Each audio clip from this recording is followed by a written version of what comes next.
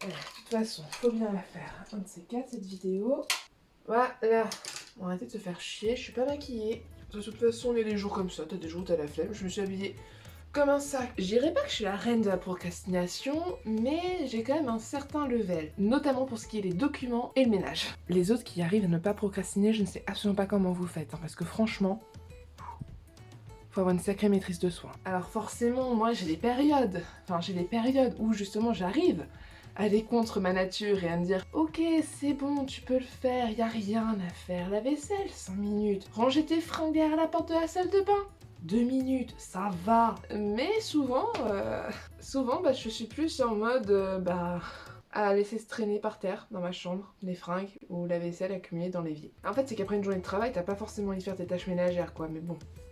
Bienvenue dans le monde adulte, hein. C'est chiant de faire les tâches ménagères.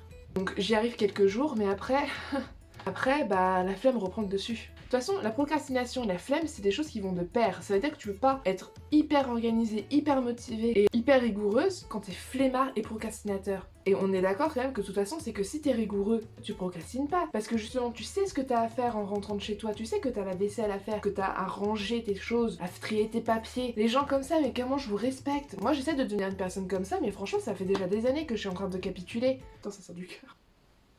Si t'es rigoureux, t'as pas besoin de procrastiner parce que tu fais les choses à temps et en heure. Moi, la rigueur,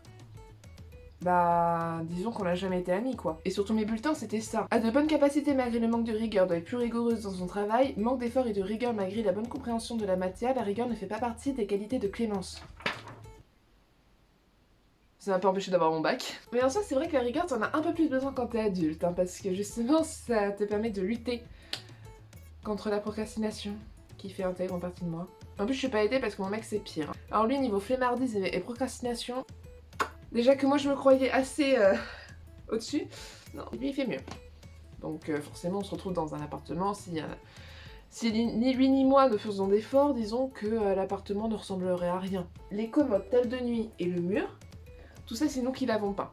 La première commode, on avait la peinture depuis 3 semaines.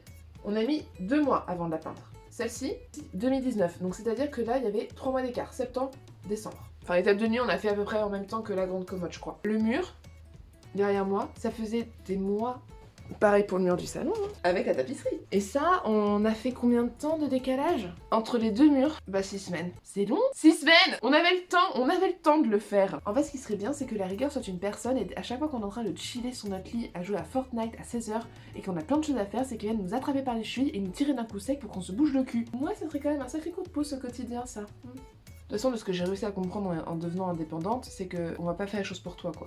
Bien sûr, il y a plein d'astuces pour lutter contre la procrastination, mais c'est difficile de les suivre. C'est pas que c'est difficile, c'est qu'en effet, ça demande de la rigueur.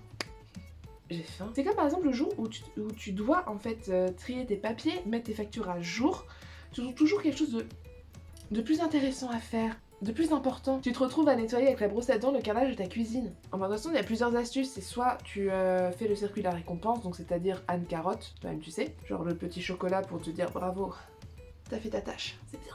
T'as aussi le fait de lister les tâches que t'as à faire, les lister dans ton bullet journal, par exemple. Ou alors, en fait, tout simplement, tu ne réfléchis pas. Moi, je suis plutôt de la team qui ne réfléchit pas. Je réfléchis pas et en fait, je le fais. Je me pose pas, je le fais. Là, par exemple, j'ai posé mon trépied, j'ai posé mon anneau de lumière, j'ai commencé à tourner. Voilà, en fait, c'est ça. Juste, tu commences à faire ta tâche. N'hésitez pas à vous abonner si c'est pas déjà fait, à liker, commenter, partager. En tout cas, moi, je vous dis merci beaucoup de m'avoir regardé. Merci beaucoup d'être revenu me voir parce que ça fait un petit moment quand même que j'ai pas posté une vidéo comme ça. Ciao, bonsoir!